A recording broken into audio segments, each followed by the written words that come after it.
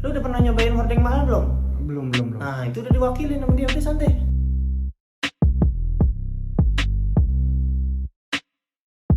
Syahrul komika bintang Emon sindir anggaran penggantian gorden untuk rumah dinas anggota DPR yang mencapai 48,7 miliar rupiah. Dalam video yang diunggah ke Instagram pribadinya, bintang Emon mengaku tidak kaget dengan hal tersebut.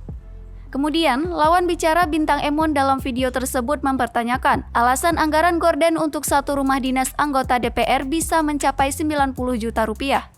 Bintang Emon menjawab hal tersebut bisa terjadi jika belanjanya memakai duit orang lain.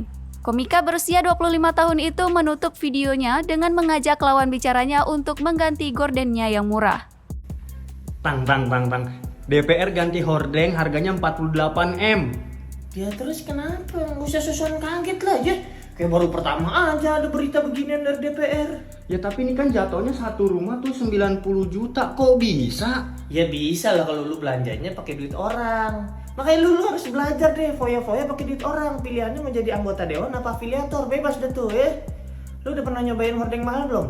Belum. Nah, itu udah diwakilin sama dia, udah santai. Ayo, hordeng gua murah nih.